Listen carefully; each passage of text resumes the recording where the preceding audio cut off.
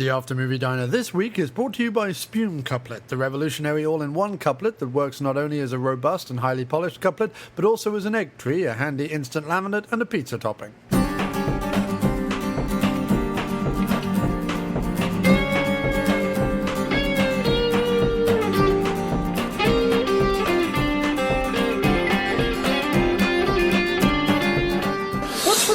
I don't know. What's wrong with me? I can't eat anything without spilling it down. I'm turning into John. Yeah, I know, that's what's happening. Remember how whenever John put anything on, there were at least like 3 stains on it? Yeah, that's one of the things I always liked about it. Because I always felt well dressed around it. Even stuff that was like freshly laundered. Just use some of your water, dude. Yeah, all right. Or go to the bathroom or something. Honestly, I find it almost impossible to eat these days without covering. This is going to be a great beginning to the show. I'm already recording, by the way. Oh shit! Okay.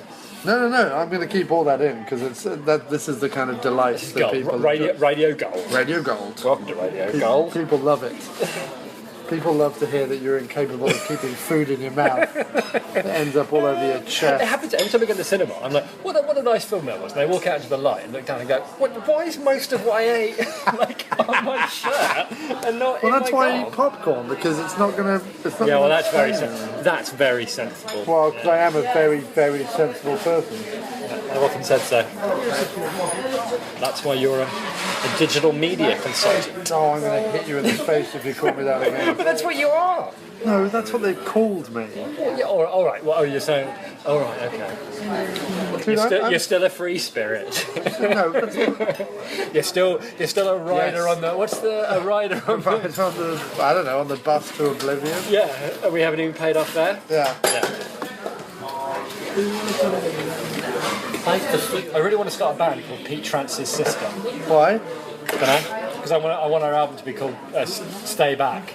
Stay Back, Pete Trance's Sister. Who's Pete Trance's sister? It's that bit in Red Dwarf. I don't know why it's been going round and round in my head. Stay Back, Pete Trance's Sister. I just think Pete Trance's Sister is a great name for a band. I'll stop saying Pete Trance's Sister. Why don't you stop saying it? That would be excellent. Okay, so hello and welcome to yet another episode of the Shambolic and unplanned After Movie Diner. Accurately named After Movie Diner. And as we have just seen a movie, and we are now sitting in a diner. I believe the first time we've ever recorded here, which is Cafe 82 or 83? Cafe 82. Cafe 82. Cafe 82. On 82nd Street and Broadway. Yes. Which is known primarily for its gluten-free menu. For anybody who has celiac or anything like that and wishes to have gluten-free food. Who finds themselves on the Upper West Side of an evening. You've been going out, maybe you've had a couple of beverages with some pals. Absolutely excellent. This would be a good place to go. It would. So, we have just been to see San Andreas, starring Dwayne The Rockâ Johnson, which is apparently how he now has to be referred to, and Paul Giamatti. Paul Giamatti, and was it Carla? Carla. I think her name's Carla, like Guignol, I don't know. Gignoli, something. I have no idea. And I can't look it up because we're recording on my iPhone, so I can't look it up. So whatever.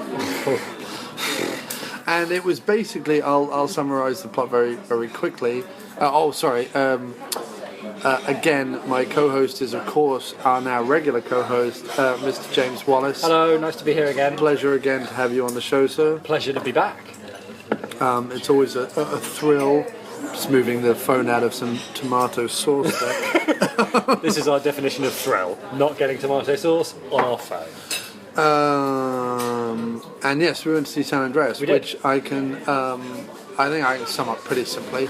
Well, I think it was all about go ahead, you do your spiel. No, I was going to say... do the thing. Do the thing. He has this whole thing now. Now that he's become the regular co-host, he has this whole thing. No, I don't have a thing. You have a thing. I have a thing. You clearly have a thing. I have a thing. You have a thing, and it's all down your front. Yeah, that's true. We just want to start off by saying, should people see it? I think they should. if you like disaster films. Right. Yeah, if you liked The Day After Tomorrow and guffawed your way through 2012, you'll enjoy them. Right. And I really enjoyed 2012. Although I think, by the way, both those movies are better than this one. Why? Yeah, okay. Yeah, they are. But on the other hand... And I'll explain why later. No, that's fair enough. But I would say this. It's been a long time since there was, like, a big budget. Like, I don't know if 2012 was in 3D. It would have been too early for 3D, right? I don't know. I think it probably would have been. So I haven't seen a big disaster epic in 3D. Right. And that was well worth it. Yeah, so it was. if you like big disaster scenes in 3D, which I do, right, then see the movie. But keep listening to the podcast, because believe me, there's nothing to spoil. No, there's absolutely nothing to spoil. Whatever you think happens in the movie, happens in the movie. Yeah, everything that you've seen in the trailer is the movie. But basically, to summarise the plot for people who haven't been aware or haven't seen the trailer, it's all about... not just yet. Thinking not just yet. Sorry, man. About another minute, and then it'll be good. It's all about a LA search and rescue fireman who abandons his post to selfishly save his family in the middle of literally hundreds of thousands of people dying that he could have been saving, but instead he, by hook or by crook, is going to save his family. True, I hadn't thought of it like that. You're right. Who are disparately separated up and down the west coast. Yeah, one of them, the wife is in LA. Right. He should have been in Nevada. He never went. Right? He never went to Nevada. Never went to Nevada. He went to LA. Then he picked her up, his and daughter was in San Francisco. And within the space of what seemed like 3 or 4 hours, even though San Francisco is a lot further from LA than that, even by plane, he managed to be by plane. But that's only 6 hours from New York to LA by plane. Mine is much bigger, much faster. Yeah, I guess so. I don't know. It's still a long. I mean, you're right. No, but the timing was all over the shop. The timing was all over the shop, and the location it was of where absolute nonsense. Oh yeah, no, it was absolute pish. I mean, this movie might as well have been called San Pish Andreas. Okay, I will say this in its favour. It did let you know it was going to be a load of old tosh right from the start. When a woman gets knocked off by like a rock slide. Down a cliff, and she goes through a series of like crashes that would have left her crippled completely from head to toe. They would have left her the rough consistency of strawberry jam. Right, That's what she would have been. Yeah.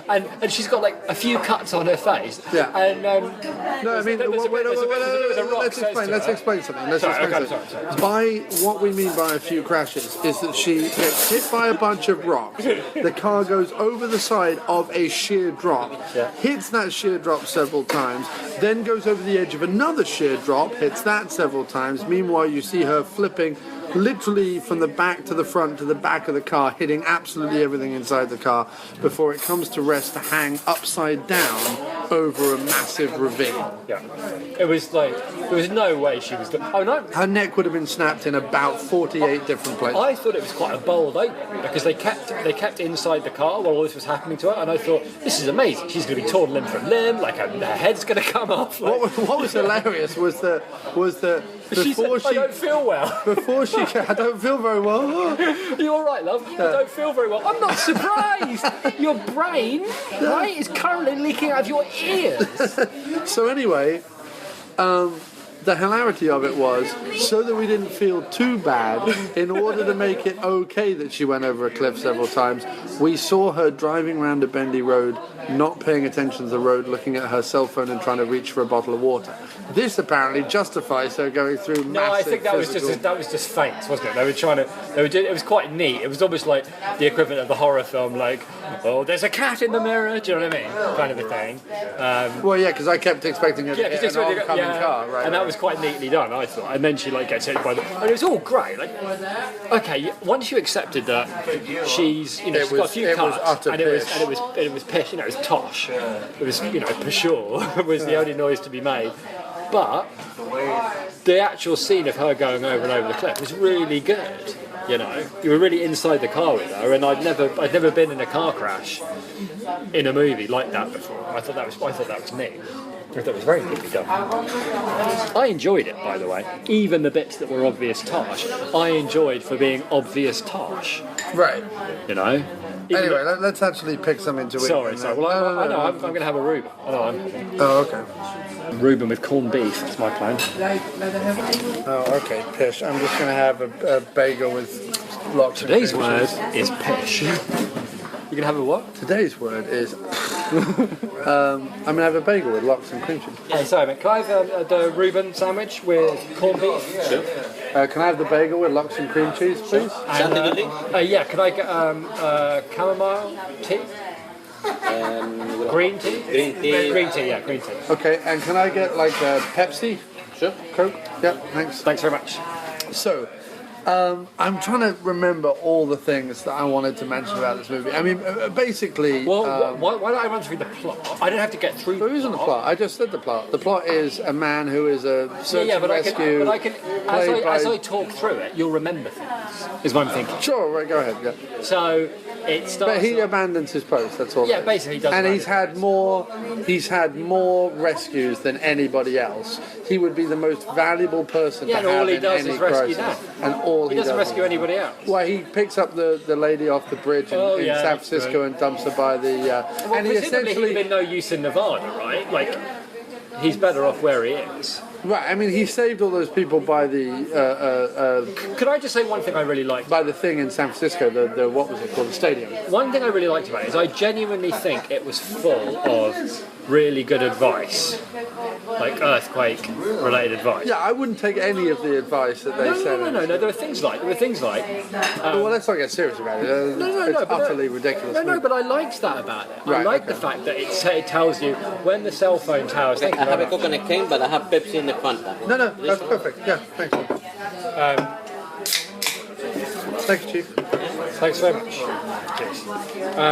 It said, when the cell towers go down and you want to make a phone call, find an electronics store with a rotary phone. But it's true, that's good advice, and it tells you how to find a landline too. With find their card machine. What else? The thing about supply boxes in fire trucks. That's quite useful. Like if you find yourself. Yeah, I mean, I don't think that was the point of the film, but yes, okay. No. Of course, that was the point of the film. I'm saying, but they took the time within the film to. But also things like when The Rock said, find somewhere sturdy. And go next to it. Like don't run, through the streets. So you were clearly watching this movie as some kind of self-help guide. No, I'm saying I think if you're going to make if you're going to make a disaster movie, I thought it was quite cool the way they took time. All right. To put those things in. Yes, Okay. What? I'm allowed to enjoy. I'm allowed to enjoy. This was also a movie in which a guy got in the leg a shard of glass that was about the size of... I bet that's true. Sorry. You bet what's true? But you're supposed to take it out. Of course you're supposed to take it out. Well, I didn't. I thought you were supposed to leave it in. No. Well, see, then I learned something from the movie. You apply a tourniquet and you pull it out, but the point of the matter is that would be fine if it was a little shard of glass. This was the size of like a house. Yeah, true, but it was still good advice. It was the size of like a book, right, that had sliced a huge gash into his leg. Like, not just a little cut, but a huge gash in his leg. It wasn't very deep. That no amount of... It wasn't very deep. No, because there was a bit where she pulled it out, and actually it was only about that much. Was it? It wouldn't matter, dude. All right. I'm just saying, it was still good advice. Everything below the veins is all fat and bone anyway. Right, I see. Okay. Well, I still think it was good advice. Muscle. I didn't know that. I thought you're supposed to leave it in. All right, Chief. And she said, you take it out or it'll do more damage. So we have to move on from the fact that you think this is some sort of factually accurate guide to what to do in an earthquake. I don't think people listening to this give two hoots what to do if you happen to be in the San Andreas fault and get a slice of glass. We might have a California listenership. The size of a book in your leg, which is then removed, and she goes, "Can you put weight on it?" He was like, Oh yeah, I'll give it a go. What was with his he just had a teeth transplant. Well, because they were English, so that they what happened was they're English. You can't be in a movie with teeth like mine, so they've had their teeth straightened, and English people with straight teeth. Do you know who he looked like? He looked exactly like that Harry Enfield character, Tim Nice but Dim. Yeah. He looked exactly like Tim Nice but Dim. Again, huge gnashes. Again, we're way ahead of ourselves because we haven't even explained what's going on. Oh yeah, I'm sorry. So hang on a second. All right, okay. Let's go from ludicrous point to ludicrous point. Okay. That's the clearest. Start with the first ludicrous point. Well, the first ludicrous point is that she goes over the cliff and she survives. Right, that was pretty. The second ludicrous point and then the Rock is that the Rock is like, how are we going to get into this ravine? Because all we have is this helicopter. By the way, right, a helicopter which, when they're in the midst of a search and rescue, gives them a time limit because if they continue doing any more searching and rescuing, it's going to explode. Or it's going to break down, or the engines are going to stop. And I'm thinking, maybe make your search and rescue helicopter a bit better? I don't know. It's just an idea. If the point is searching and rescuing, try not to put too much of a time limit on that. Because he goes into the ravine after which he doesn't doing need to do, because he can hover above the ravine and just, like, they can just buy a longer rope. Right, no, this was like an iPhone lead where they only had so much and Apple are not giving you any more. Clearly, the LA Fire Department... He literally, he turned it on its helicopter, side. He turned the helicopter on its side and flew down the ravine. You're thinking, that's the dumbest / coolest thing I've ever seen. You know when you have to get a couch out of an apartment, and in order to get it out of the door, you have to like bend it round or put it up on its end or whatever like that. It was like that, but with a helicopter and a ravine. If I was like the cameraman or the reporter, I'd have grabbed someone on that he did. helicopter. By the way, are you fucking crazy? By the way, he did this with 2 civilians in the helicopter. Are you fucking stay where we are and lower a longer rope? So we don't have a longer rope. Let's fly back and get one. This is going to be a 3-hour podcast if we continue. But anyway, so they send someone down, right, to secure the car, which I guess makes sense. They don't want it like falling down the hillside or whatever. Except the car falls down the hillside onto his shoulder, which I saw coming. By the way, he's totally okay with, right? The Rock then goes, well, I've got to handle it. There's 2 other people in the helicopter, but he puts it on auto hover. What I like is every flying machine in California has the Rock button, right? Which means it doesn't matter if it's a plane or a helicopter or whatever. The Rock. I'm surprised he didn't have a Rock button in the car where you press the button and the machine just keeps either stays still or keeps going or whatever the Rock magically wants it to do, so that he could jump off it. So he presses or whatever he needs to do. He presses auto rock, right? Auto rock, which apparently, even though he was... I'm surprised when you press it doesn't start playing We Will Rock You right. while he does whatever he needs to do. Or explodes some fireworks or something. Or adds more baby oil to his head. So another tattoo. So, another tattoo. So, even though The Rock was, with his skilled biceps, having to hold the helicopter very tentatively in place because he is... Turns out you are a better helicopter. The bigger biceps you have, the better pilot you are. Fact. That's science. Yes, it is. And you're able to will a helicopter and plane into the right area. So anyway, he goes down, right? He goes down to save her because no one else can. And he rips the door off a car with his bare hands. Because basically at this point, the guy up in the helicopter who's looking at the little dial that says, "Yep, sorry, your search and rescue helicopter's about to explode. Any minute, it's got an explode line on the dial." So he radios down, "Yep, sorry, we're about to explode." So the Rock goes, "All right, no time. I'm going to save everybody here." Rips a door off a car, a locked door, I might add, off a car, right? Pulls the lady to safety. They cut the wire on the car shoots down. The guy who was beneath the car slides out neatly, smiles at him. His arm's probably hanging off by a thread, although we don't see that. But he's probably broken his shoulder in multiple places. He just smiles, "Oh, The Rock." And apparently, the moment they stop searching and rescuing, the helicopter's fine. Because at that point, they can still, even though it's gone into the red and it's gone into the "we're going to explode" bit, they're able to fly back to base and everything.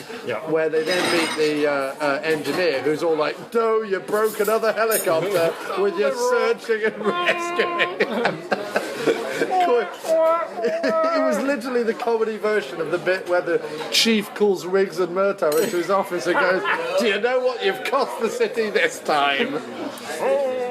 Rock, you've broken another helicopter. And it was full of those bits, like later on where they're going to like man up and join the helicopter again later on. And he's like, what would you do without me? Your shoes are untied. And he looks down and goes, don't, my shoes are untied. My favourite bit of dialogue, possibly. By the way, these are people who've done search and rescue in Afghanistan and are walking out to a rescue helicopter with their shoes untied. My favourite line, I think, in the whole movie was when they were doing their exposition about, like, The Rock. Oh, yeah, I'm going to drive my daughter up to California. Right. Fine. By the way, this doesn't happen. Like, that never happens in the movie, so it's not necessary. Then he goes, right. My daughter to California. She has a volleyball match on Friday morning, so we're going to spend some time. Why do we need to know that she's got a volleyball? No, it was like when the waitress came over in the restaurant later. What was Kylie Minogue's character there for? I don't know. She was there to reveal the fact that their first daughter. We need somebody really callous and awful. Let's get Minogue. Yeah. Poor old Minogue. She only had like 3 lines of the whole film, but it's basically, could she be the worst human being ever? Is that all right, Kylie? Well, because she's the sister to the other worst human. I don't really care what we know about Kylie, but if I was going to cast like the worst woman on planet Earth, which is the part she played, I'm not sure. Like, I'd give it to Katherine Heigl. Yeah. Now you're thinking. Yeah. But why Kylie? Kylie never did anything. Right. Well, but her agent probably went, we can get you one day on San Andreas, and she went, all right. You'll have to play a cow, though. Yeah.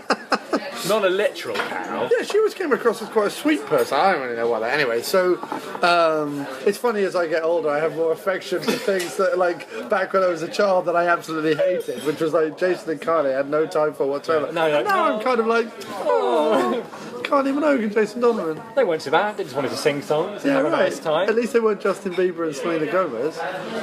You know, when the worst has presented itself, the previous seemed quite nice. Yeah, that's true. Anyway... well, we don't we're really making what... So what I'm saying is there was a whole bunch of stuff that was surplus requirements. For example, the waitress telling us the specials. I mean, it was really a dialogue problem where you were like, I don't need to know any of this. I really don't. Because it was like, I tell you what it was like. It was like when you used to read scripts that I'd write, and you'd look at it and you'd go, why are you telling me this? And I'd be like, well, because it happened. Like, it was like, it doesn't matter. I don't need to know that this is, like... This is the sandwich that you ate. Yeah, this is the sandwich I had, right? So he turns up and to his house. His wife's got a new rich boyfriend. Yeah, having been served divorce papers. They must have, that was great as well, because The Rock handles it really well. He doesn't lose his temper. He's really polite. Hang on a second. Sorry. So he shows up at his house. Yeah, we don't want to get ahead of the plot here. No. We've got to confuse people. Sorry. So, gets divorce papers. He then goes to the rich boyfriend's house, right? She reveals out of the blue, the ex-wife reveals out of the blue that actually they're all moving in together, right? Right. He handles it as sweetly and as coolly as any human being could. Yeah. If that was me, I would have gone ballistic. Yeah. And if I was the size of The Rock, punch the twat in the face. Yeah. Right? As it is, he handles it, okay, he goes a little quiet. He's obviously a bit miffed. Bit miffed. Yeah, the word I would use to describe The Rock is miffed. But that's it. A tad. A tad miffed. A tad. Yeah. Considering how big The Rock is, really a minuscule amount of miffness. Yeah. He didn't break anything, he didn't wrench a door off anything, he didn't punch anything, he didn't embed anything into anybody. I would say it was a pretty good day for The Rock. For the people nearby that he was miffed with. So anyway,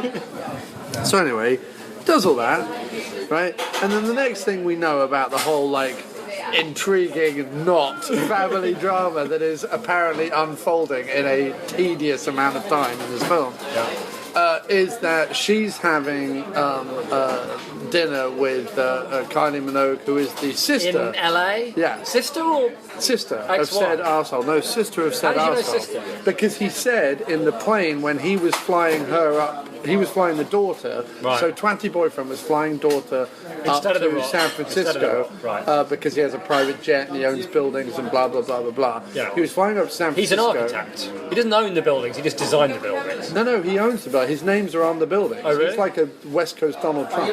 Oh, okay, alright, fair Right. enough. So anyway, because he has architects working for him. He doesn't. I thought he was an architect. No. He has architects working for him. That's why the whole Ben guy is. This is why it gets confusing because now I'm having to explain that the Ben guy was coming along for a job interview with his younger Oliver Twist-like brother, which was a whole other thing. Anyway, This is the teeth. We're going to refer to him as the teeth. right. A random English actor who I've seen in nothing. He's not English, he's like South African or something. He had a very peculiar accent. Oh, okay. Well, he was 'Cause American You know, trying to do Ian English. Grufford was. Yeah, he's Welsh. He's Welsh and doing an atrocious American accent, and then in comes. Can't have a hit unless you've got an Englishman doing an American accent. Right, in comes Mr. Blue Shirt Teeth, and yeah, Honestly, he really did look exactly. he was like the English Blucas. He was the English Blue. I think He we've was actually Tim found Nice but Blucas. he was Tim Nice but Blucas. Yeah. So anyway, he's flying her up, and he says on his private jet when he does the whole "I'm not trying to be your father, by the way" speech. But look at this plane. But yeah. look, yeah, money, yeah, talks. Your father walks. I make buildings. I did like that joke that they set up the whole. It's the I built the safest. strongest, safest building, and it was the only one that fell down. Right. Which was, I thought, kind of cool. Oh, I hadn't thought of it like that. Yeah, all right. Because it was the only one. Because it was leaning up against the other building, so it was like he's a triple twat. Yeah, he's You know a what I triple mean? twat. No, I mean we find out just what a twat is later on. But so he takes her to San Francisco, and on the plane he says, "Oh, your mum is having dinner with my sister because she's in LA and she really wanted to meet. Right. But we don't have a time to like all sit down together." I'm not sure if I've mentioned it before, by the way, dear, but my sister is pure evil. Yeah. Should probably. Well, no, he says that. She might even bring up your dead kid. Yeah. In a really, you know. He says that. He Alice says, "Oh, my sister can be a bit difficult to take. She's very overprotective." There was all these interesting dialogue lines that you really should have been paying attention to, Yeah. because it was fascinating. I'm glad he told us about the sister because her 3 lines were so key. So key. Well, no, literally, right, and this is where. If you had a script editor, because it's written by just one guy, Carlton Cooper, or at least that's who got the credit for it, right? Yeah. And clearly, because he's a very, very, very established Yeah, screenwriter. he did Lost and No, but he's done stuff before that. I'm almost certain he's written some of the Lethal Weapon franchise and other stuff like that. I'm almost certain. oh, okay, fair enough. He's done a whole bunch of stuff. All I know him from is Lost. Yeah, that was. But he also did Adventures of Briscoe County Jr. He's been writing and producing stuff okay, for like 30 years. Anyway. I get the feeling that maybe there wasn't a script editor on this, because really that whole scene with Kylie was for 2 reasons, right? It was one, to get her near the top of a building, right? Which could have been any fucking building. She could have been taking a dump in a public restroom at the top of a Barnes & Noble for all it matters, but I don't know where that came from. You shouldn't be a script editor. No. I'm just throwing that out there. But they were like, "Oh, damn it. Oh, we've got this whole, like, oh, he's already lost one daughter thing. Oh, how do I crowbar that in? Oh, I know we'll have this belligerent old cow say to the wife, like, It does, but the thing is, some of the lines. you've got a are dead kid, right?" Like, that's literally the That's how line she of puts it. dialogue. Didn't your other kid die? Or Yeah, something? horribly, yeah. But what I like later is you don't know exactly how that happened, or like you know it's drowning, I think. But then later on, The Rock, and I'm sure it's such a bad line. It's almost like I feel like they might have started getting ironic at some point, because the line is, I still remember that day I took her on that rafting. Thank you. Yeah.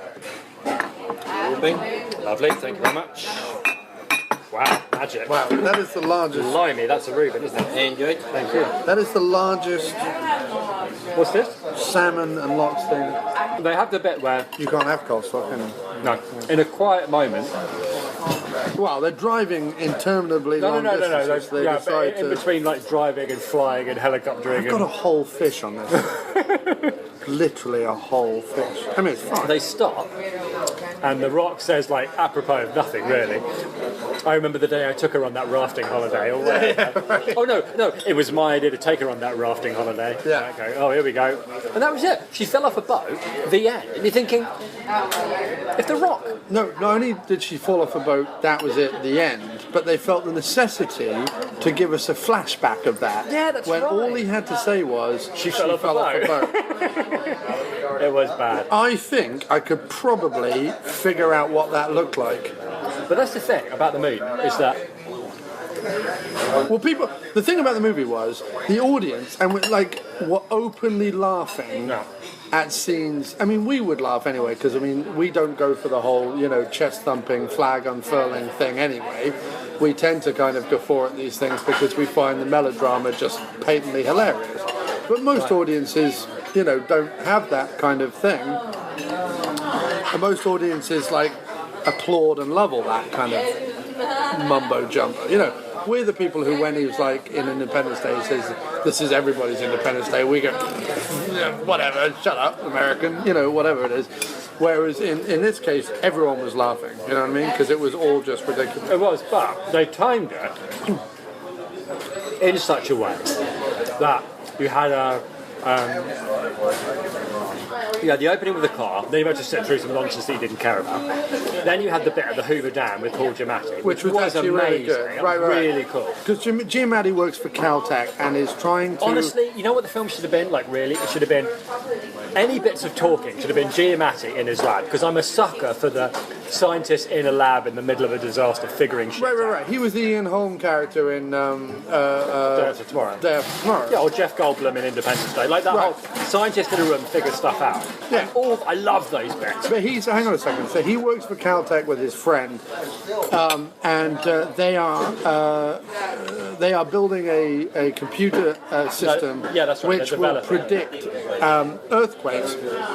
His friend picks up on the fact that there are lots of little tremors happening around about Nevada, and he says, "Well, hang on a second, there aren't any fault lines in Nevada." And he's like, "Well, none that we know about. Let's get out there.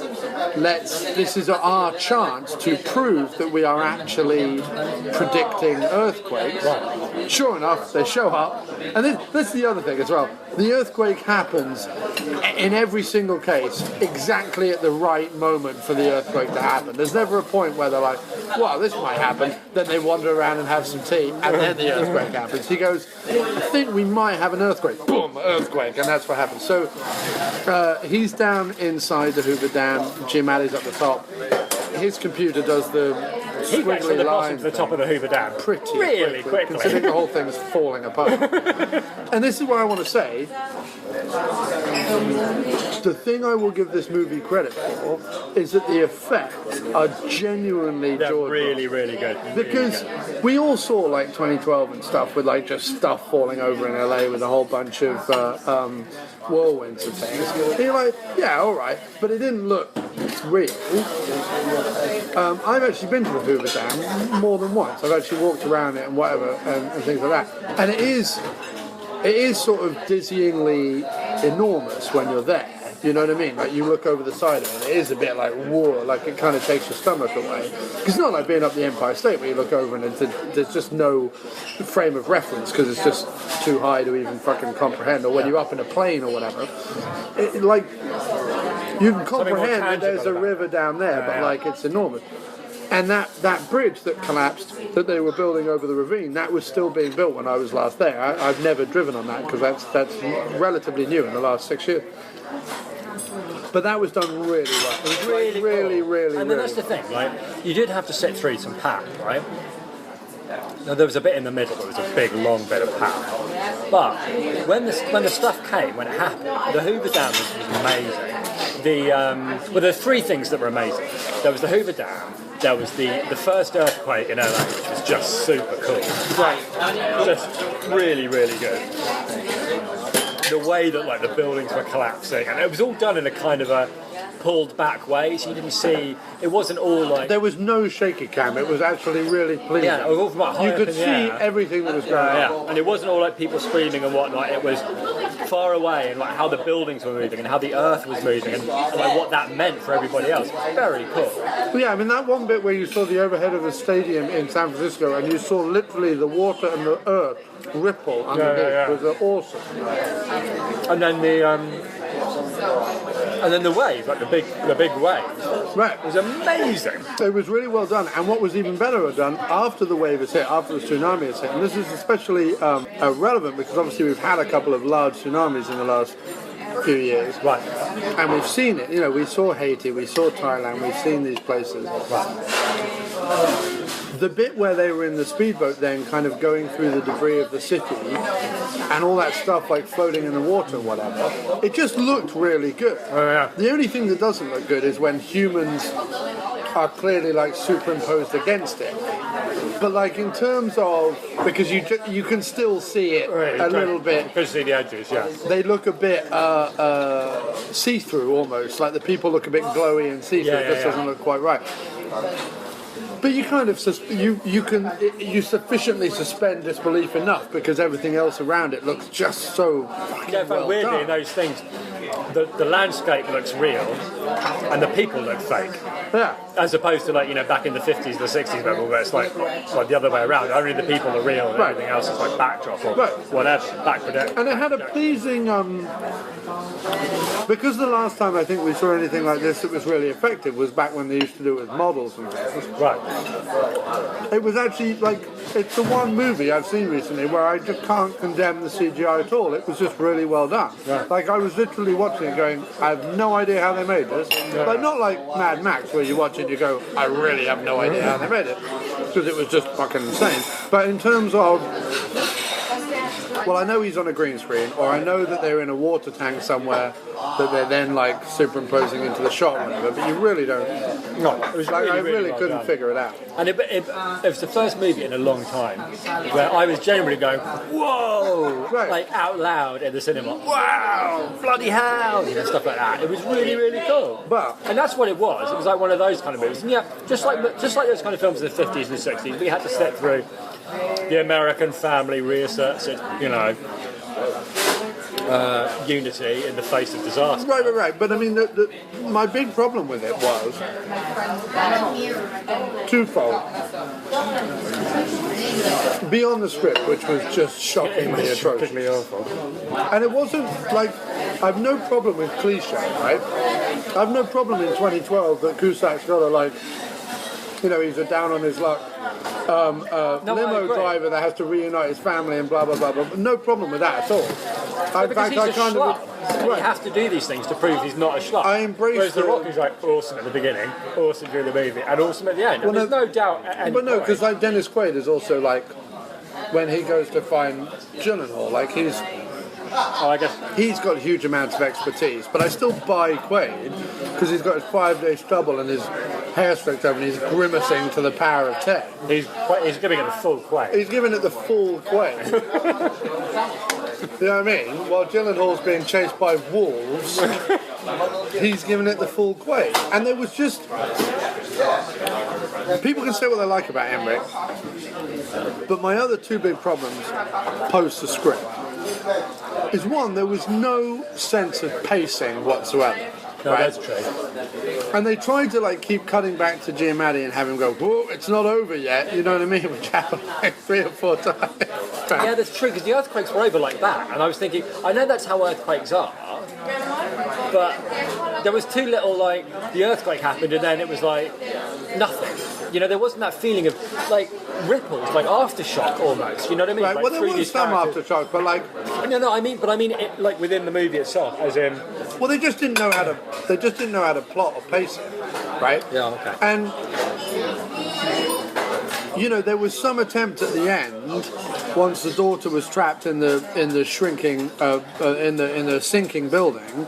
There was some attempt to have like tension and actual, obstacles to be overcome.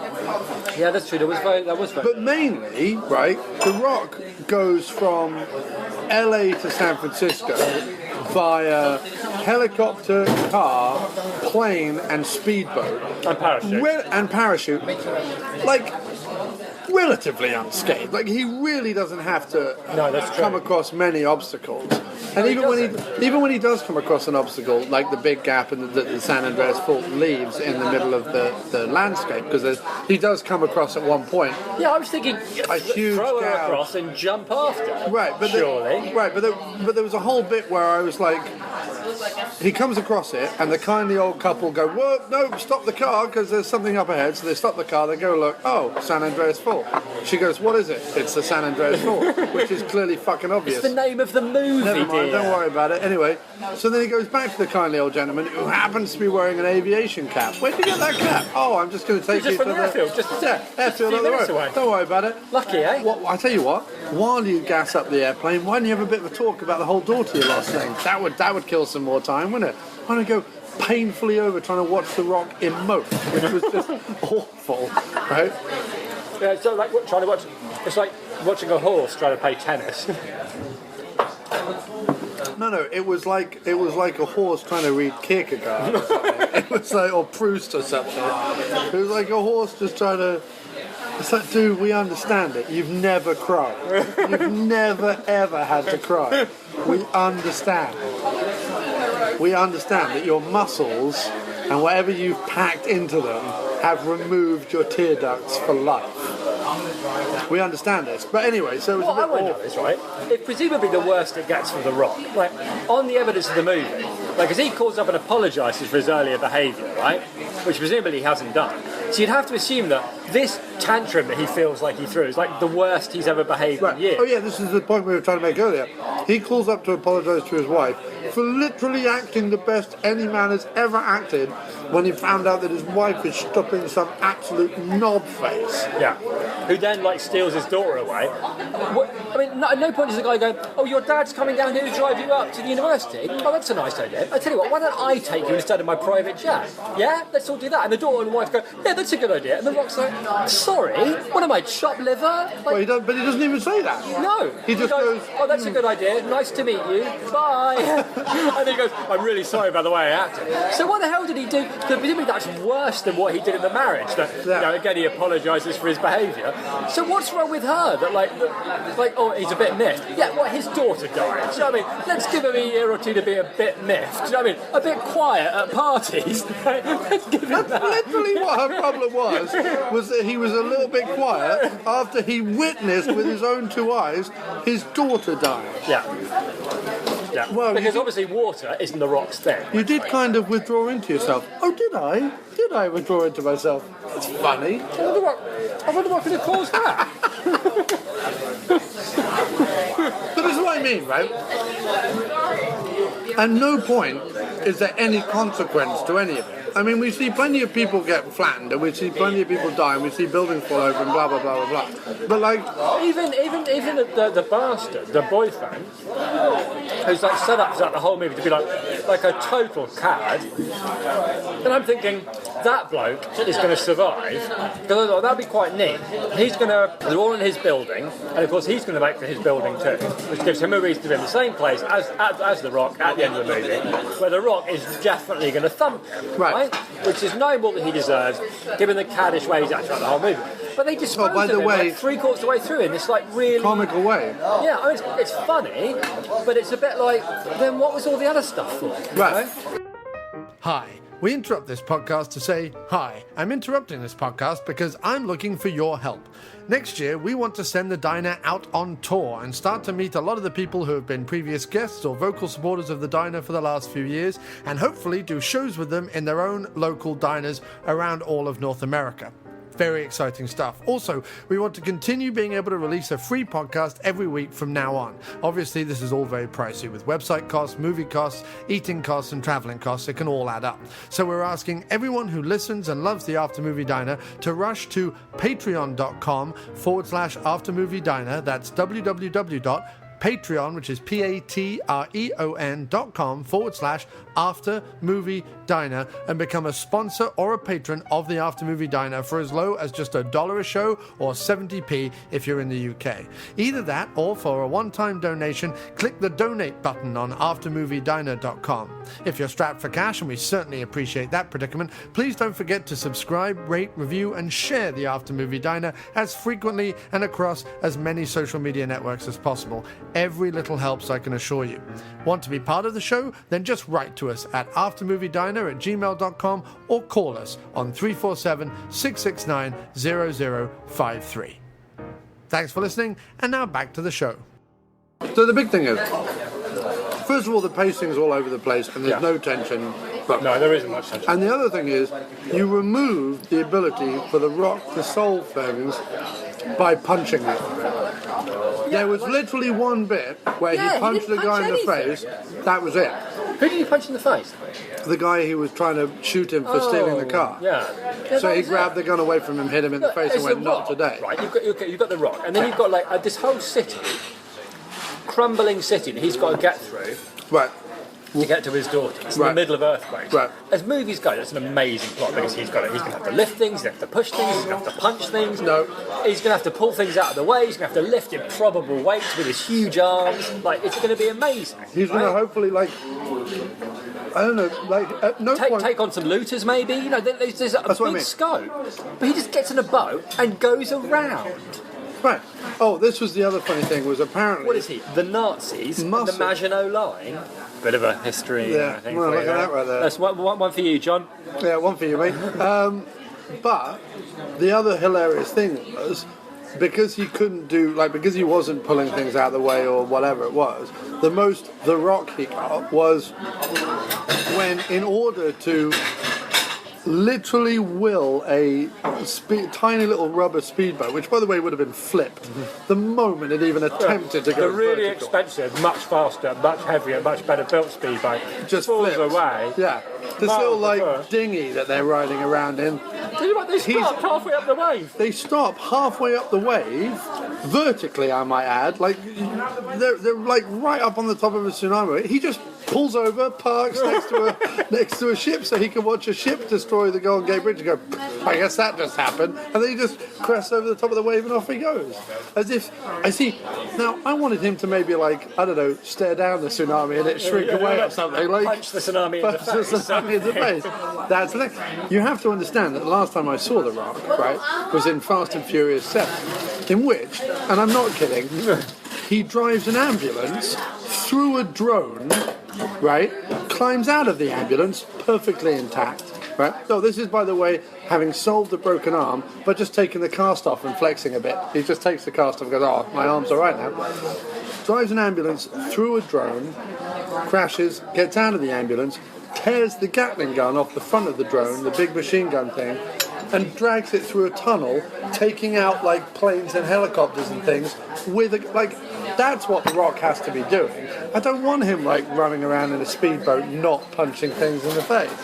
I want him tearing shit off other things. I mean, he could have been... You could have had Paul Giamatti as the dad and The Rock as the scientist. Paul Giamatti did more running than The Rock did. Yeah, The Rock, it was mostly sitting. Yeah. Sitting in the car, sitting in the plane, sitting in the helicopter. They gave him dialogue. Big mistake with The Rock.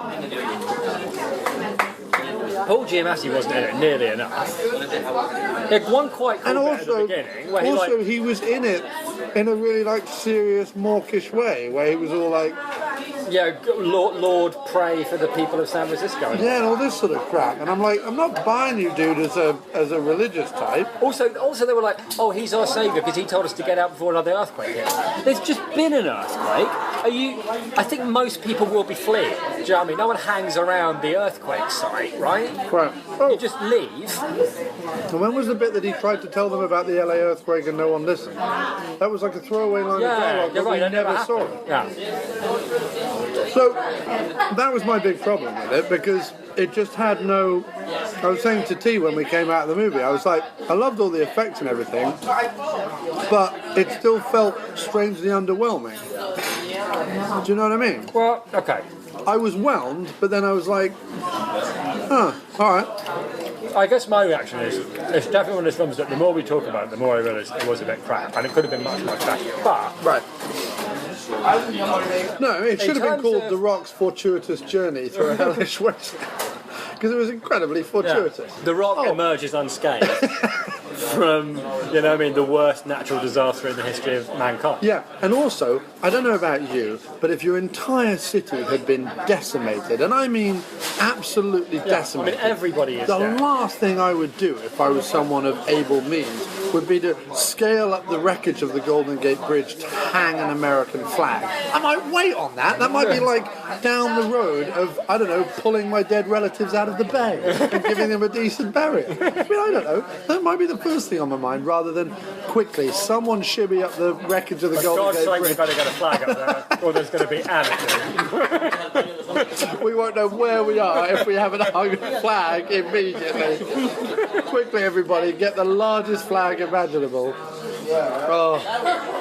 And then to have The Rock at the end go, now we're going to rebuild. I'm like, no, because the San Andreas fault is only going to hit again, and then you're going to have to probably try and save your daughter. Move somewhere else. There's lots of America. Yeah. Move to another place. I would suggest maybe Nevada or Arizona, considering given the size of the San Andreas fault, I would buy shares in bridges immediately, like bridge construction. Yeah. I mean, all of that. You make a We had mint. none of that.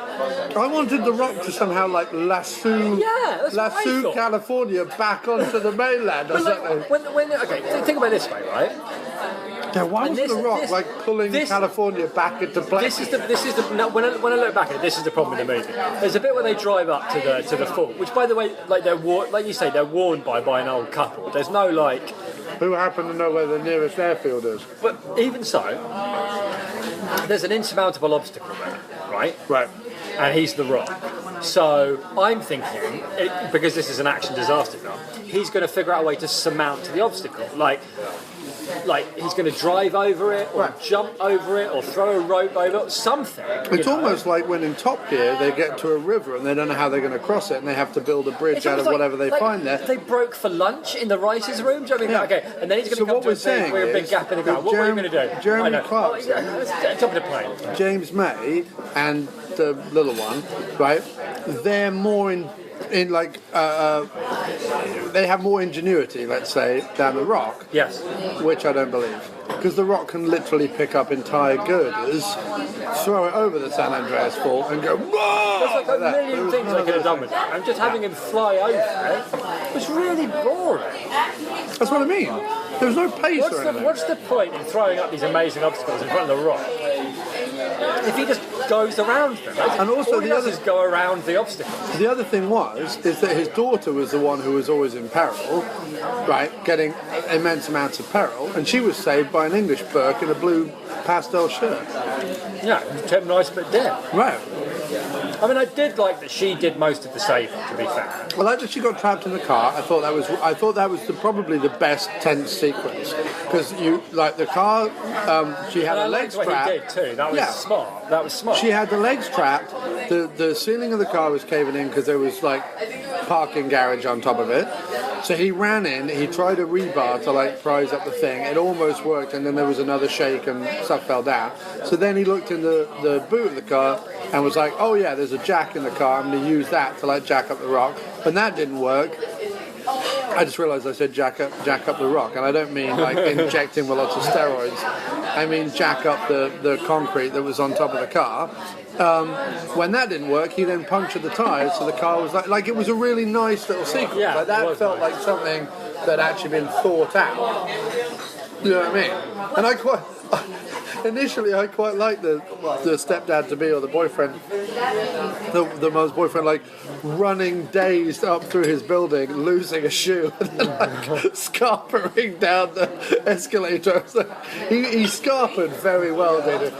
was a good scarper. I thought he was definitely a good scarper. But I think it went a lot too far when he pulled someone into the oncoming there was one place to hide. There was somebody in it, so we grabbed him, threw him out, and hid there himself. And that was quite cool, because the guy, just as he was going, hang on a minute, I say, then was carried away by a wind of rubble and flame. That was cool.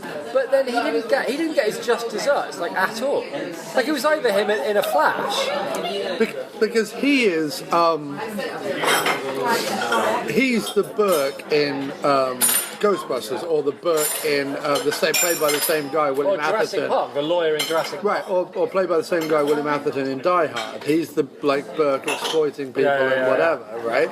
And at the end of it, Holly Gennaro comes out and like McClane's wife punches him in the face. Like, you know what I mean? Or at the end of Ghostbusters, he gets hit by like a massive marshmallow or whatever it is. And you're right. It should have got to the point where they were all in the same building. He was hindering not Tim Nice but Tim. And because Tim Nice but Dim did exactly what he did to her. Like he ran away. No, because he said you stay here. You know, to be fair, he had his younger brother who would also be a major concern.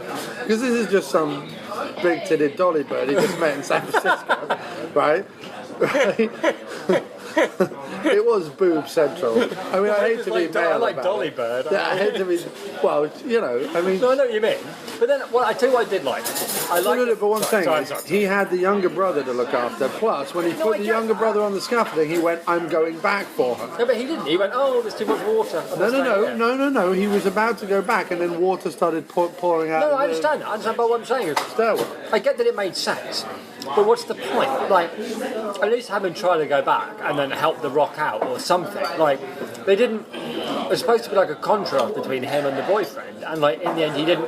I understand that the Rock had to save her and not him. He could have come along at some point and helped out. Like while the Rock's beating things. Well, he'd already done that thing. He'd already got her out of the car. He already had his gold star. It didn't feel like enough to me.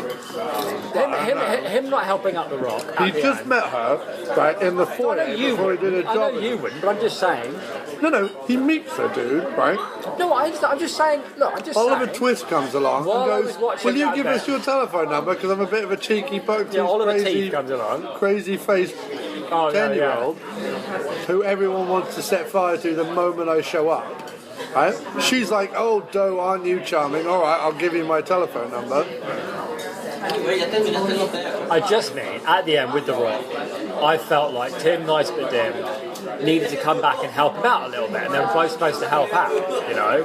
But he wasn't anywhere, and that's like I get why. I get there's a reason for it. It just didn't feel right to me. No, and also there was a lot about the movie. Thinking back, also at the end, he also admitted that she had helped him and not the which other. I liked. I liked that she did more to help them than they did to help her. I thought that was a nice trait. It wasn't like, oh, she's just some helpless dolly bird who needs some strong I shouldn't have called her that. No. I understand what you meant. I understand what you meant, like from his point of view. She was a very well written character, because instead of being weak and fragile, screaming as everything came down, she was the one having the ideas and calling the shots, and that was cool. But it also makes logical sense because she's the Rock's daughter, and if you lose one daughter, you give the other daughter all the means to survive. Yeah. Right? No, I get it, but it also meant it wasn't very exciting because you're making a point where she's going to survive. And I shouldn't have called her that. No. But what I'm saying is, but just in terms of the movie, it's fine. Don't worry. You were talking about from his point of view when he's thinking, shall I go back in there and save her? The words Dolly Bird might cross his mind. That's okay. He's only trying to get himself out of dying. Right. But there wasn't any. No one was ever in any peril. Like, because she's going, "Oh, we'll do this." And they went, "All right, we'll do that." They didn't even argue about anything. At one point, Tim Nice but Dim looked a bit unsure, but that was it. There was no conflict in the whole movie. Everyone was always putting together. Nobody argued about anything. No one was ever really in any peril because you were either dead or related to the Rock. Right. You know, that was it. Those are the. You're dead, related to the Rock. Then you'll be all right. But other than that, those are the two states of being in this movie. And everyone loved each other very, very much. Except the looters. They didn't even need to get over anything. They were looters. There was that one scene of looting. Yeah, what the fuck was the point in that? What's the point in having a movie about where everyone pulls together and everyone survives and blah blah blah? If halfway through, people are going to be like shooting each other and looting. Like, Well, what's the point, you know? What, it's so that we don't feel bad when he steals the car? Yeah, but he could have stolen No, I know he could have stolen the car, and I wouldn't have felt bad because massive earthquakes, trying to save people, yada yada yada. There's more entertaining ways of doing that, you know? I don't know, it just... I would have had it, right, if like they came down in the helicopter, right? And let's say he needed to go into the mall and like get something. So you had a whole sequence where he had to like fight people off or like sneak around or do something. Like there would have been like some kind of thing.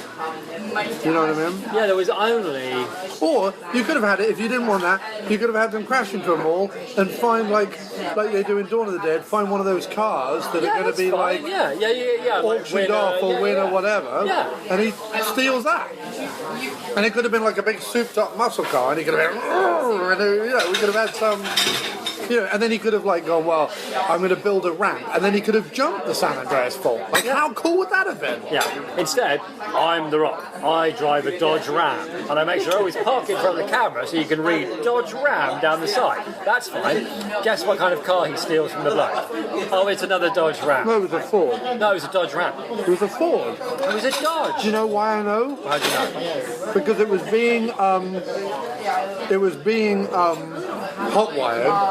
I was like, it's going to be very odd if they allow like their car to be seen if it's hot wired. So I wondered what type of car it is, and before he pulled away out of the parking lot, it had Ford on the front. Oh, fine, okay. It was definitely a Ford because I noted it in my head. Okay, all right. Because you're not going to have a Dodge Ram showing people that it can be hot wired. Or maybe that's why the TVs couldn't fit in the back properly as well.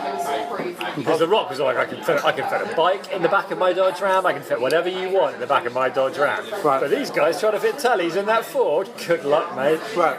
You'd be lucky if it doesn't get stolen because of its really easy stealability. Yeah, okay, alright, let's do that now. But you're right, there was no problems for him to solve. He did desert his post. Yeah, he did. He absolutely Stole like a rescue helicopter. crashed it.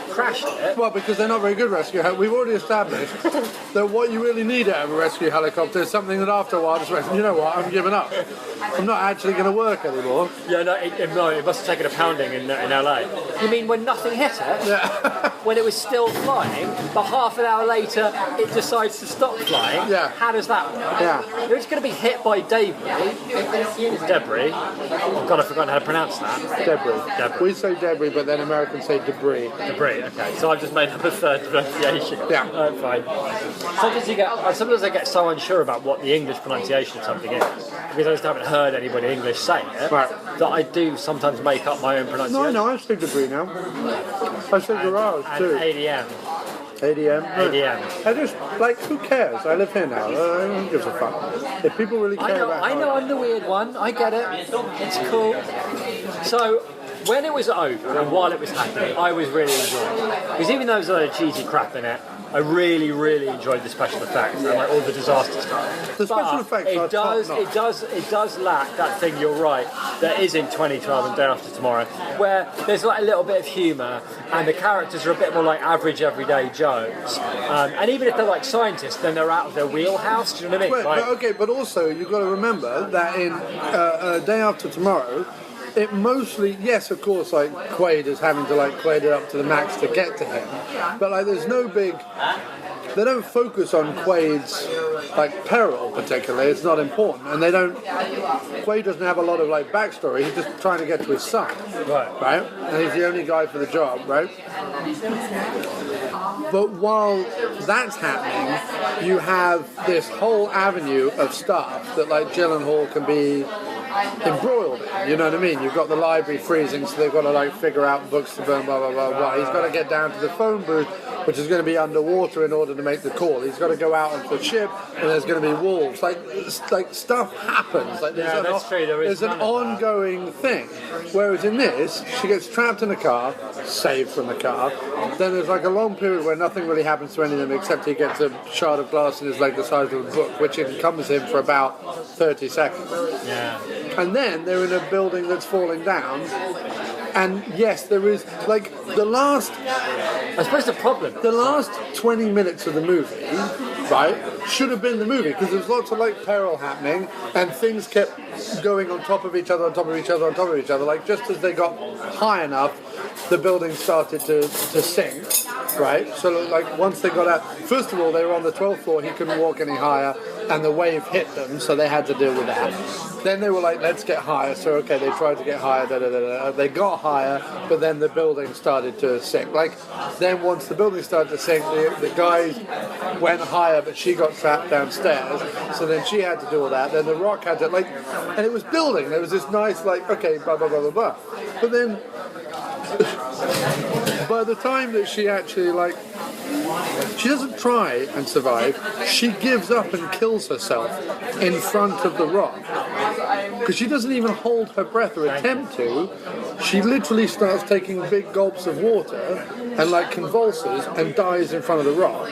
It then takes a good 10 minutes of like dragging her body around, occasionally doing CPR, which by the way, with the Rock's strength, he would have broken her ribcage within seconds and pierced her heart, and she'd be definitely right. But even without all that ludicrous, because he has like hands the size of her entire skull, right? But even beyond all that, she's been dead for minutes, and I forget exactly what it is, but your brain can't go without oxygen for like more than, I don't know, whatever it is, 4 or 5 minutes or whatever it is, without literally brain damage setting in. You know what I mean? Yeah. I forget what the exact minute thing is, but there's a point where basically your brain goes, oh, sorry mate, and bottoms out, and even if you are resuscitated, you're a vegetable. Because your brain needs constant. Fortunately, she's fine about 10 minutes later. Yeah, 10 minutes later. Which is fine, yes, it's a load of old bollocks. The best thing is, she's underwater, they know they're underwater, and the wife is like, could you possibly kiss me before I dive back, before you go and save our daughter? Yeah, because that's a valuable use of his time. Yeah, you're right. And then, right, he attempts vaguely to unblock the passageway that's stopping her getting out with him, but doesn't really attempt anything. He barely even punches on the glass, which he could have broken with his head. Yes, I was going to say, like, when she was there, I was like, just break the glass with your massive fists, The Rock. What are you doing? Right. Just punch the glass. And then ultimately what happens is she kills herself in front of him, and then he's able to dislodge things. I'm like, do that the first time. Yeah. All, by the way, holding his breath for an improbable length of time. Yeah, there was too much. And the thing is, like, the stuff that was unrealistic about it didn't bother me while I was watching it, because the effects were really good. But it doesn't have that Emmerich thing where I care about the characters. Right. And there's they drop in really good actors in that. You know what I mean? Like, no, there was literally, we were left with The Rock and occasionally Giamatti, but Giamatti had a very dry role. Yeah, he didn't really have much to do. I really wanted lots of Giamatti, like going, oh my god, this is going to happen. But like in the end, it was like, well, we see there's an earthquake going to happen, so we better. Like they didn't do anything useful. The machine was good. Like, well, yes, it'll be good in the future, but under the circumstances of the movie, it didn't do anything. If they'd been warning people, like it should have been like Jaws or something. Like if they'd been warning them for like a month or like a week or something, when they're like, oh, it's Memorial Day in San Francisco, so or it's San Francisco Day or whatever, right. Like we can't possibly, I'm the evil mayor and I won't shut San Francisco down, you silly bespectacled scientist man. You know what I mean? And then they'd be like, oh, I told you, and then the mayor gets flattened by something, But there was no like. Giamatti goes on telly and goes, well, there's going to be more, there's going to be worse to come, better get out. Well, everybody's trying to leave San Francisco, and you've told us we've got 5 minutes before another one. Thanks, Giamatti. Why don't you go away and Also, that was meant to be this whole thing.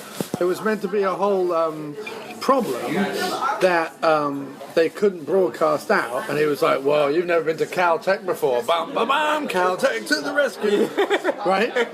The whole thing, they were like, we're going to hack into the satellite, but they didn't hack into anything, because then CNN went, and now over to Caltech where there's a guy. So I'm like, so even that was like yeah, you're right, you're telling right, they just went, and our reporter is with the guy from Caltech. Let's cut that. Yeah, you're right. What did they hack into? And also, there was no like tension about him hacking into it. Giamatti rocked up, some like stoner guy with a goatee went, sure, I can do that. And then later we cut to him and go, I've done it. All right, he's done it. That's bloody handy. Yeah. Bloody handy. Yeah. He's managed to do that. Well, thanks for that. Well, thank God for that. I thought it was going to be an obstacle. Yeah, you're right. The whole film was because I suppose the problem is the obstacles they had to overcome were like, watch out, that building might fall on you. Do you know what I mean? The obstacles they had to overcome can't outwit a building. Space, time, and logic. Yeah. But how are you supposed to outwit a building? I mean, but The Rock should be able to outwit buildings, and he doesn't. The Rock should be able to eat buildings. Yeah, he doesn't outwit a single building. No. You know? And also the thing, he goes, get inside the stadium, he says to these people, and they all crouch by a wall. No, he says get to the side of the stadium. Oh, I see. I thought inside, where it's like you're going to be in the middle of lots of grass and no high structures, that's the place to be. No, he wanted him up against the wall. Because nothing falls off a building straight down the wall. It falls off and out. Right. So if you're right up against the wall... I am all done, thank you very much. If you're right up against the wall, chances are you'll be fine. Right up against it. I mean, except that it's an earthquake, and the only reason stuff's falling off the top of it is because everything underneath it is moving. So, I mean, I would imagine that's a load of old... Yeah, that could be a load of old bollocks. Because, like... Well, that's kind of disappointing, because that's one of those films where the more we talk about it, the more I realise that it could have been much, much better. Yeah, no. Now, don't get me wrong. Like, it passed the time. There was at no point... Yeah, I did really enjoy it. We did guffaw through a lot of it. I did really, really enjoy it, and it did make me go, whoa, with some of the special effects. I'm not normally that much of a sucker for special effects, but they were really good. Right. And I guess it is a spectacle. And 3D, 3D is a thing,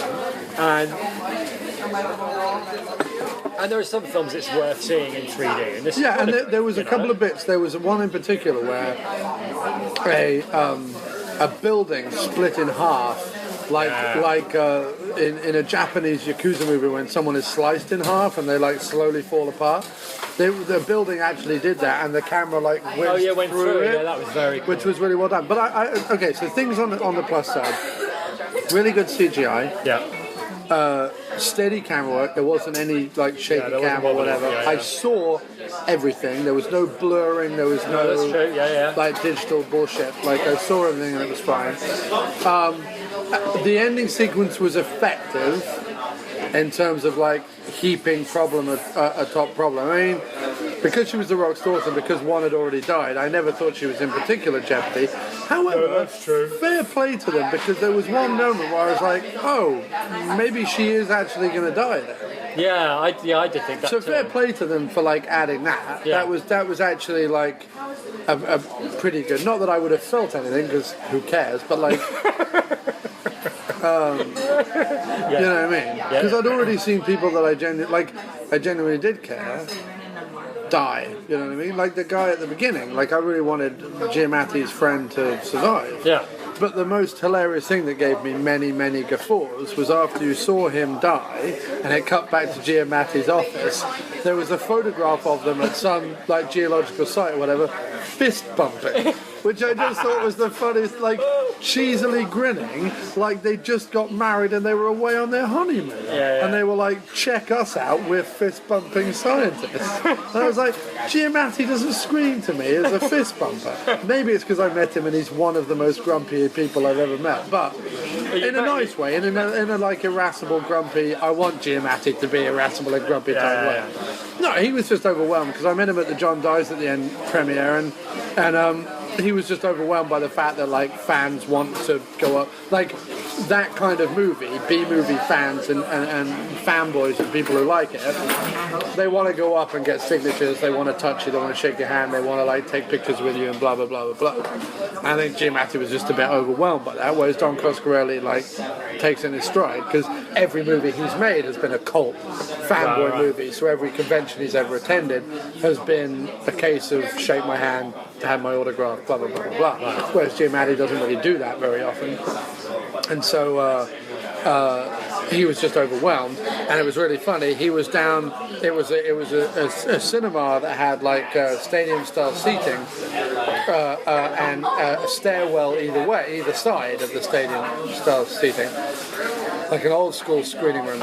And all the fans piled down the left-hand stairwell to go have posters signed and meet them and blah blah blah blah blah. And I saw Giamatti and like obviously his handler, his helper, his assistant or whoever it was, like go, zoinks, and then like schlub his way up the right hand thing, right? At which point everyone who's at the back of the queue on the left hand stairwell went, might as well have said, they didn't say it out loud, but might as well have said, quick, Giamatti's making a break for it, broke off into like a road group and like shot round the top and like cornered Giamatti at the top of the theatre while he was trying to like aggressively and grumpily schlub his way through. And much to my, like if I hadn't lived in America and if I hadn't suddenly gained a lot of like ballsy entitlement into my personality, I would never have been able to do this. But because I knew I was getting Coscarelli's signature on my poster, I just knew it. Because Coscarelli was going to hang around, he was absolutely fine, taking pictures, blah, blah, blah, blah, blah. So I made a bolt for Giamatti. There was like 3 people deep in a semicircle around him. I barged through those people because I could see he was leaving. And I literally thrusted my nose through the crowd of people, put the poster in one hand and the pen in the other, went, please, man, just please, just sign it. He was like, all right, and he signed it, and then he schlubbed off. And I was like, yes! Nice! Because then I have Giamatti's and Coscarelli's signature, and then I got a picture with Coscarelli and everything else. Very nice, very nice. Yeah. But he was like grumpy and overwhelmed, which is what I wanted. Like I wanted grumpy, overwhelmed Giamatti. I don't want him like cool and hip. Like nobody wants Giamatti to be. No, you want him to be grumpy and irascible, yeah. I want Tim Roth to be very cool, and he was very cool. He was very cool. He was Roth to the power of Roth. He was Roth. Roth. He was definitely Roth. Anyway, no, so San Andreas. Good special effects, load of old bollocks. Yeah, basically. Rather wish Emmerich had done it. Oh yeah, definitely. Maybe they'll give Emmerich money now, given San Andreas made a pile of money, and they must have thought Emmerich was past it, like nobody wants to see those movies anymore. Maybe they'll give him some money to make more of them. I don't know. I mean, maybe like the Milky Way could be in danger. Do you know what I mean? Yeah. Like Emmerich's got to like save the Milky Way. Well, they've already done that with Armageddon, I suppose. No, they said save Earth. I'm talking about the whole Milky Way. Oh, the whole of Milky Way is in peril, and they have to send. Who would it be? It's got to be somebody mad. Roth? Could be Roth. I'd love Roth on a space mission. Roth in space. Roth in space. I could definitely go for Roth in space. Oliver Platt? No, John Goodman. Let's go Goodman. Goodman's a bit one note.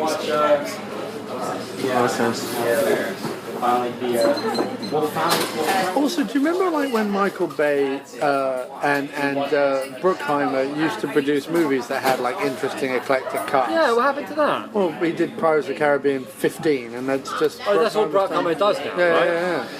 You remember like Con Air and The Rock? Yeah, and all those kind of that was movies? their thing. Had, they had big action movies and they drop in really good character actors in there, either in the lead or whatever. Like Cole Meany and John Cusack having their own little like problem in Con Air. Like that's brilliant. And Malkovich is the bad guy. Right. So, okay, who would we cast in our Emmerich has to save the Milky Way? Well, Roth, definitely. Well, Roth has to be like, I don't know. Yeah, no, Roth could be in there. It's like aging. Roth is like an aging Hawaiian shirt wearing. Yes. Like astronaut? No, he's like a technician. Yes, he's like a mechanic. Like a laid back stoner technician, Cockney. Yes. All right, I like that. A bit like Lister from Red Dwarf type. Yes, all right. Yeah, okay. That kind of thing. Yeah, all right. Partnered by Denzel Washington. Yeah, who are we going to have? Like a by the numbers astronaut. No. I don't want that. I don't want Denzel as by the numbers.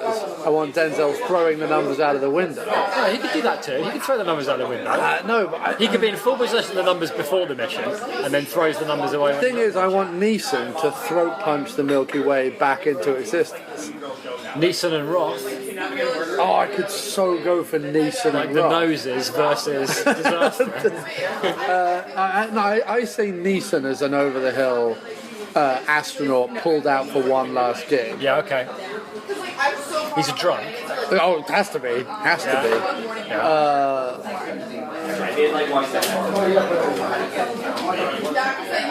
And his partner His partner, because they're like old astronauts have been born, and they only go everywhere together, is Fred Williamson. Yeah, okay. Fred Williamson. Okay. So you have Neeson and Williamson with like Roth as the like laid back, cocky engineer. We've got to put a woman on the spaceship. Mirren.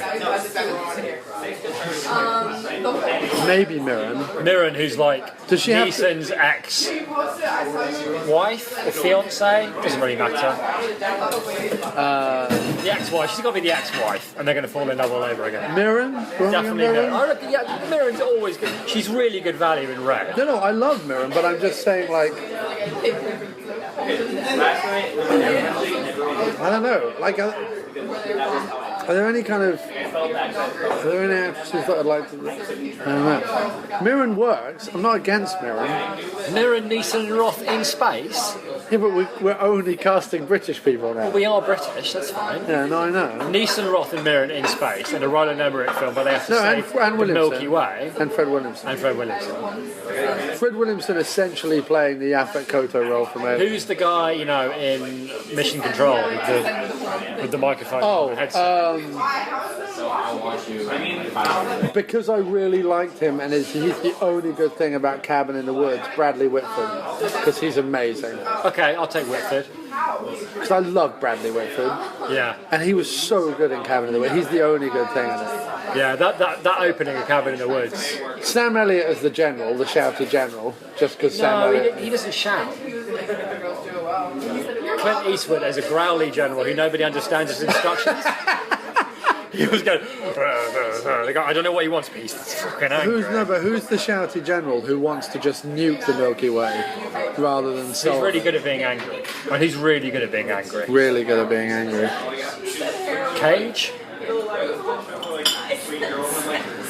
I don't know that Cage can play authority though. Cage can he can play insane. Cage could laugh insanely in the face of authority and then do a little. He can really do insane. Who shouts really well?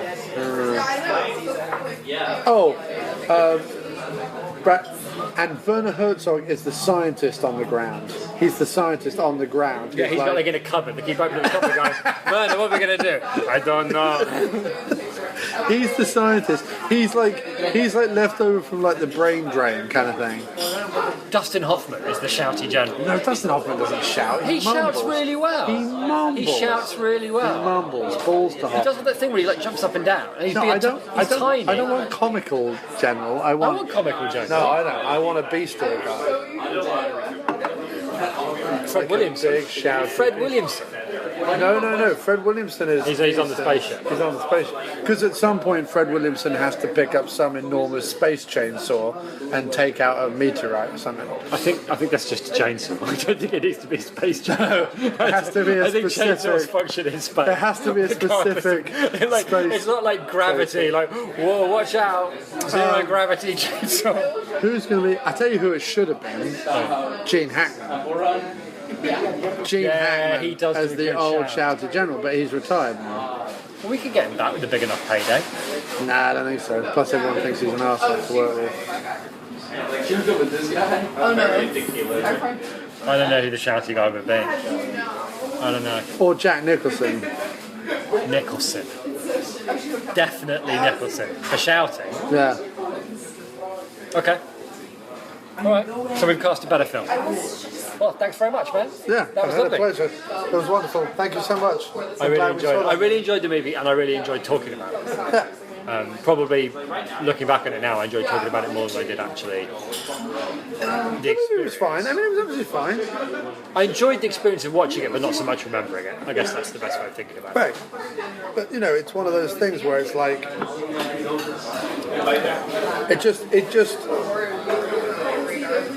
it was literally the filmmaking equivalent of going, that'll do. Yeah, there was a lot of that. We've got these effects. Yeah, everything in between that'll do. Do you know what I mean? Yeah, I do. Like, have The Rock, because they really thought the big thing was him parachuting into the stadium, and that was pretty cool, but... Yeah, but you remember that bit in Godzilla? Which one? The new one? The new one. I didn't see it. Oh, okay. First of all, you should. It's fucking amazing. Yeah. It's really, really good. Okay. Really good. It's just a different kind of film. But anyway, it's really good. But there's a bit in Godzilla where they parachute out of the back of they like free jump or whatever out of the back of a plane into like a city that's like in the process of being destroyed by 3 large monsters, and there's like smoke and flame and everything, and they like go down into it with that Kubrick, the voices from 2001. Okay, right. Thing, and you see this like wide shot from far away of these. They've all got flares on their ankles, and they're falling into this like black smoke flame city. These guys with the flames on their ankles and this amazing music. And you're going, Jesus Christ, this is so cool! Like it looks amazing. Right. And after that, The Rock like jumping out of a plane and having a quite easy parachute ride into a nice green grass of a stadium. They're making a cheesy baseball joke. They've already cut them parachute mustard, as I said. The mustard was definitely remained uncut throughout most of the movie. Yeah, he didn't like eat enough buildings. And with that, that's our review. Right? San Andreas, The Rock didn't eat enough buildings. Like I'm saying, he didn't drive an ambulance through a drone, tear off the machine gun, and go hauling ass Not through even once. Not once.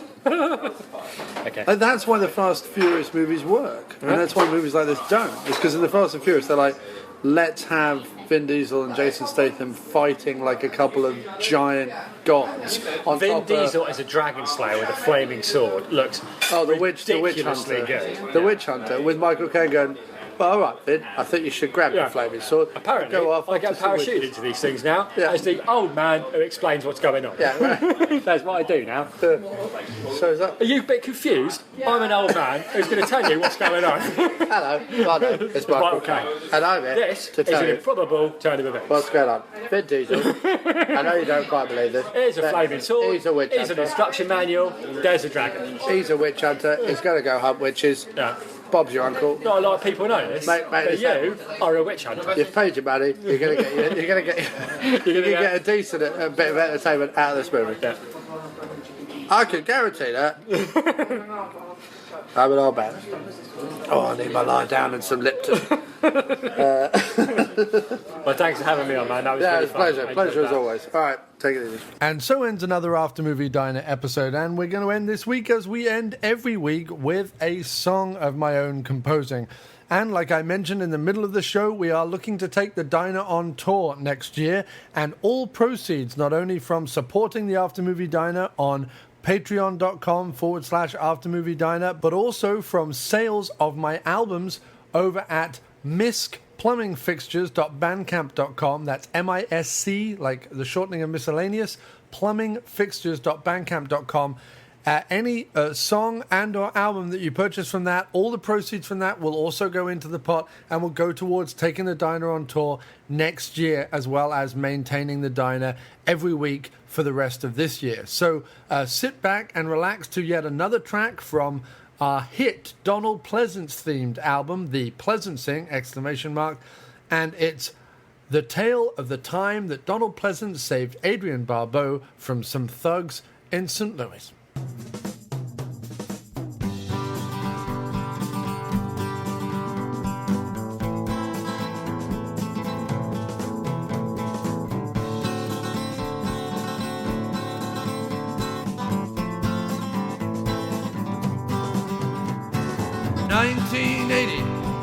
Downtown St. Louis, there's people trying to escape from New York.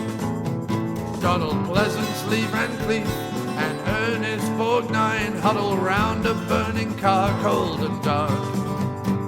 While over in the library, Harry Dean Stanton makes speeches, makes soup and makes mess.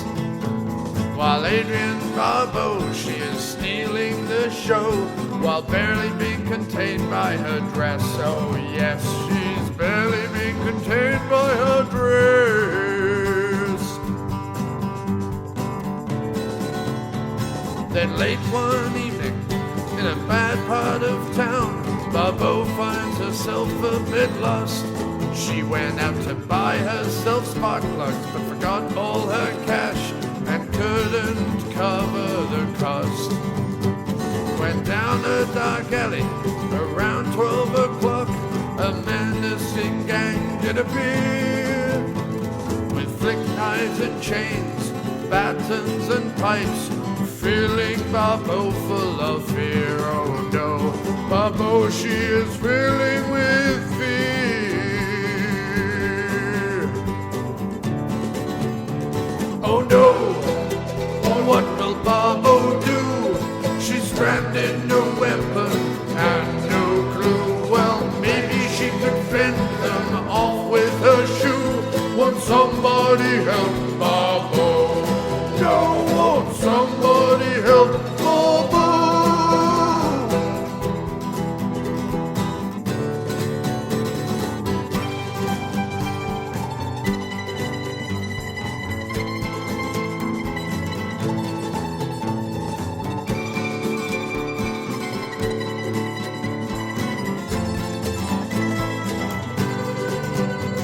Then out of the darkness, a figure haloed in light stood ready to take the gang on. Was it mighty Kurt Russell? Babo thought. Was it Isaac? Was it Harry? Was it John?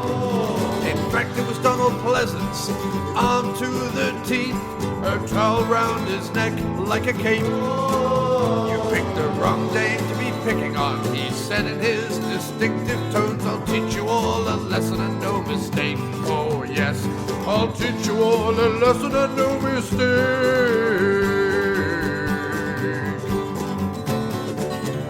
Oh yes, Pleasance will save the day. He's fearless, miraculous, and better in every way. He twirled his sword to keep the hoodlums at bay. Pleasance is here to help Babo. Oh, Pleasance is here to help Babo. He takes one out with a dagger, another with his gun. He does kung fu, karate on the whole bunch.